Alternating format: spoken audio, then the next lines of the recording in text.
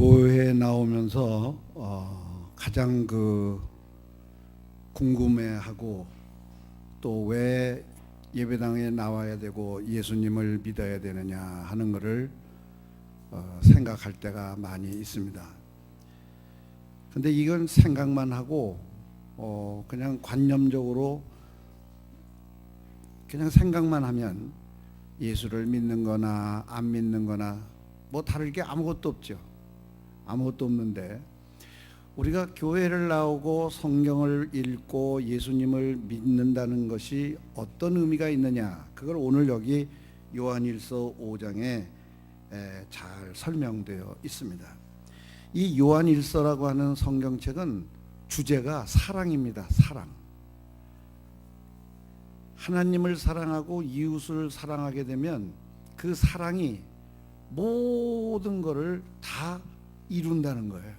창조하고 운영되고 우리가 이 세상의 어려운 문제들을 해결해 나가는 아주 좋은 방법이다, 그렇게 이야기하고 있습니다. 사랑이라고 하는 것이 어떻게 되어 있느냐, 오늘 좀 말씀 읽어보면 하나님을 사랑하고 형제를 사랑해라. 하나님을 사랑하고 형제를 사랑하라 할 때 하나님 사랑은 전지전능하신 하나님으로 다 우리가 알겠지만, 형제를 사랑하라고 그럴 때에는 나는 혼자 태어났는데 누가 형제지? 우린 가족이 없는데 누가 형제일까? 형제란 내가 아닌 다른 존재는 다 나의 형제입니다. 가족도 나의 형제입니다. 말은 아버지, 어머니, 뭐 누나, 동생이라고 부르지만 결국은 관계는 형제입니다. 우린 다 하나님의 자손이기 때문에 형제다. 그러면 이 하나님을 사랑하는 사람들이 형제라고 할 때 하나님은 뭘 말씀하고 있는 거 아니? 제일 먼저 그 형제들아, 하나님을 사랑해라. 하나님을 사랑한다는 건 뭐냐? 하나님의 말씀을 지키는 거다. 하나님의 말씀을 지키는 거라고 하면 어려운 게 하나도 없습니다. 10가지만 지키면 돼요. 10가지가 뭐예요? 10계명이에요. 10계명 중에 3가지는 예배당에 잘 나와서 예배드리고 하나님의 이름을 망령되이 막 부르지 말고 하나님이 살아계심을 알아라, 그거고, 나머지 5가지는 도둑질하지 말고 살인하지 말고 간통하지 말고 내 이웃의 것을 탐내지 말고, 그래서 다 형제들에게 관한 것입니다. 그건 뭐 우리가 하지 말아야 될 것들을 아주 분명하게 얘기한 겁니다. 그런데 여기에 아주 중요한 말이 하나 있는데, 우리가 세상을 살아갈 때 어린아이든 어른이든 간에 삶이라고 하는 것이 순탄하지 않아요. 살아나간다는 게 속상할 때가 많다 그 말이에요. 그리고 안 이루어지기 때문에 답답할 때가 많아요. 된다 그러고 안 돼. 준다 그러고 안 줘. 이거면 얼마나 사는데 고달픈가, 이런 말이에요. 그래서 이런 거를 세상이라고 말합니다. 내 마음대로 할 수 없고 내가 어느 함정에 빠져서 이렇게 튀어나와야 되는데, 살아나와야 되는데 살아나올 수 없고, 그래서 기진맥진해서 내가 날마다 죽어간다라고 생각할 때, 이럴 때 세상을 이기는 법, 이런 것이 세상인데, 이 세상을 이기는 법이 뭐냐? 하나님으로부터 난 자들은 이길 수 있다 이거예요. 근데 하나님으로부터 난 자란 어떻게 된 거를 말하냐? 예수 그리스도를 믿는 자가 하나님으로부터 난 자니라, 아주 분명하게 얘기했어요. 예수님을 믿으면 하나님으로부터 난 자가 된다. 다시 말하면 예수 그리스도로 말미암아 내 어려운 인생의 문제를 기도하게 될 때 하나님은 내 인생의 문제를 쉽게 해결해 주시고, 그리고 세상을 이기게 해 주신다 그 말이죠. 그런데 여기에 또 하나가 이제 중요한 내용이 하나가 있는데, 내가 이 세상을 살면서 번번이 이 세상과 싸워가지고 지고 있다. 뭔가가 안 이루어지고 있다. 하나님이 안 도와준다. 내 기도는 소용이 없다. 믿으나 마나다. 이렇게 된다고 그러면 세상에서 내가 싸움에서 번번이 지고 있는 상태인데, 그럴 때 우리는 점검을 해야 될 것은 내가 예수님을 정말 온전하게 믿고 있느냐, 내가 예수님을 온전하게 믿고 있느냐.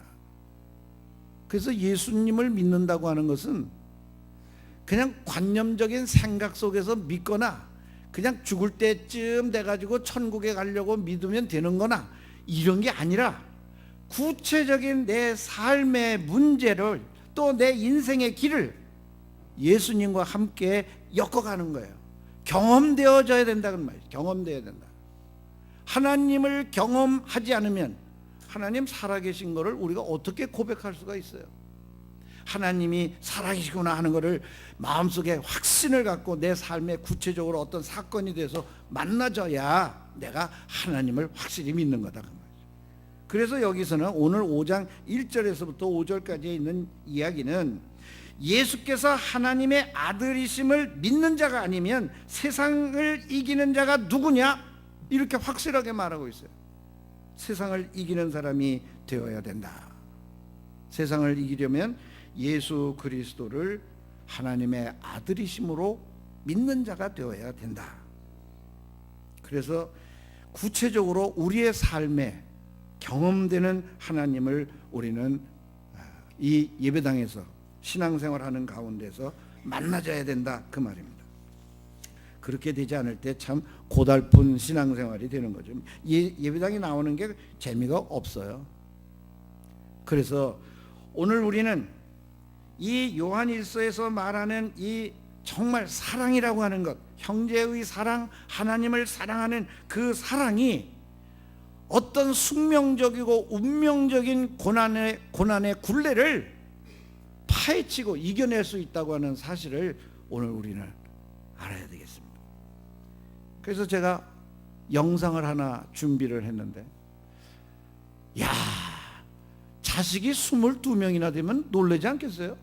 22명에 22번째가 태어났는데 이 소아마비가 걸려가지고 성홍열이라는 병에 걸려서 마비가 돼가지고 걸을 수가 없는 아이가 됐는데, 그 20명이나 되는 형제가 열심히 예수님 앞에 기도하고 날마다 걔를 주물러 가면서 위로해 가면서 노력을 하고, 엄마는 가난한 삶에도 불구하고 병원에 가서 얘를 어떻게 치료할까를 이렇게 치료를 맡기고 그 치료하는 방법을 이렇게 보고 배워가지고 맨날 병원에 가면 돈 드니까 집에 와서 그 본대로 똑같이 해주고, 그리고 그 본인 당사자에게 뭐라고 말을 했는 거 아니? 얘 루돌프 윌마야, 윌마 루돌프야,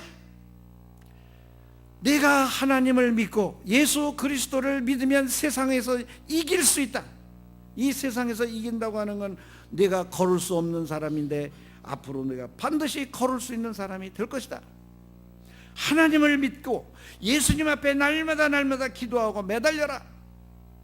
그렇게 엄마가 얘기해 주는 그 엄마의 말을 듣고 그대로 했는데 정말 그가 우뚝 서게 되는 역사가 일어났습니다.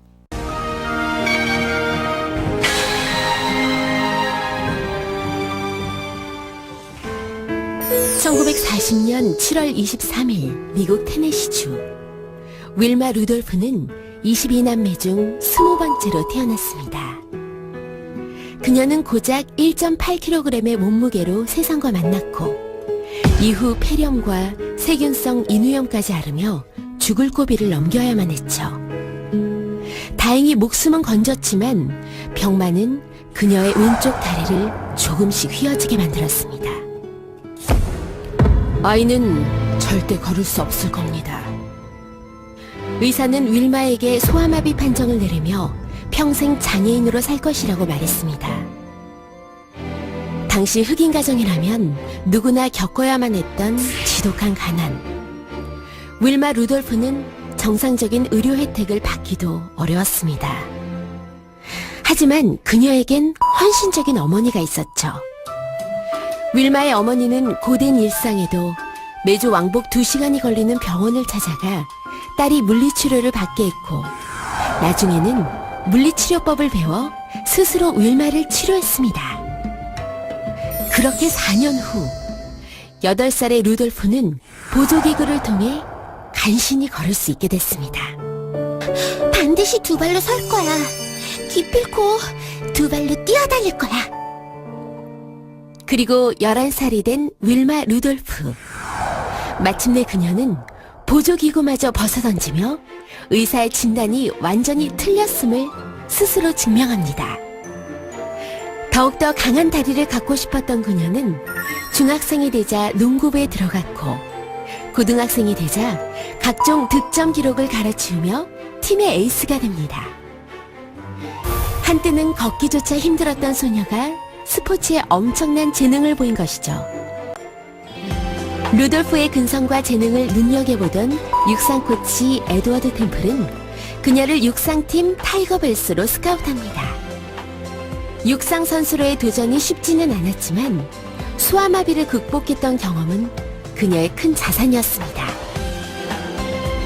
그녀는 훈련 첫날부터 8km를 쉬지 않고 달리는 근성을 보여주는 등 놀라운 투지와 성실함을 보여주며 빠른 속도로 성장하게 됩니다. 그리고 고등학교 3학년이던 1956년 호주 멜버른 올림픽에 출전해 400m 계주에서 동메달을 목에 걸게 되죠.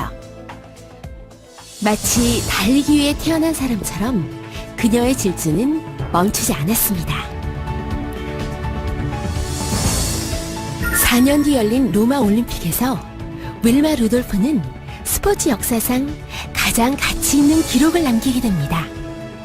100m, 200m, 그리고 400m 계주까지 석권하며 3관왕에 오른 것이죠. 올림픽 역사상 여자 선수가 3개의 금메달을 딴 것은 윌마가 최초였습니다. 이듬해인 1961년에는 11조 2의 기록으로 100m를 통과하며 여자 세계 기록을 세웠고, 그의 미국에서 가장 뛰어난 아마추어 선수에게 수여하는 설리번상을 수상하게 됩니다. 그리고 각종 명예의 전당에 헌액되며 국민의 영웅으로 떠올랐죠. 그렇지만 그녀는 언제나 겸손했습니다. 19이나 20살 나이에 성공해서 전 세계의 왕이나 여왕, 또 장관이나 교황과 자리를 같이 한다고 해서 달라질 것은 없습니다. 하루빨리 자신의 진짜 세계로 돌아와야 합니다. 실제로 그녀는 돈을 벌기 위한 순회 경기는 단 한 번도 치르지 않은 채 순수한 아마추어로만 활약하다 22세에 트랙을 떠납니다. 은퇴 후에는 윌마 루돌프 재단을 설립해 빈민촌 어린이를 돕고 흑인들의 인권을 위해 일생을 바쳤죠. 장애와 편견을 극복하고 영웅이 됐지만 홀로 빛나기를 거부하며 차별받고 소외된 사람들의 행복을 위해 살았던 윌마 루돌프.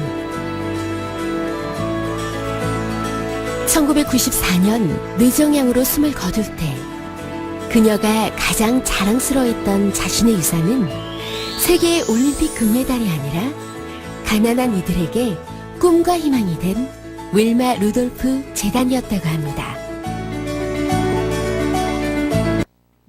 이 사람은 자기가 하나님의 사랑을 받은 이후에 그 사랑으로 루돌프 재단을 만들고 가난한 자들을 위해서 살았고 흑인의 인권 운동을 하면서 살았습니다.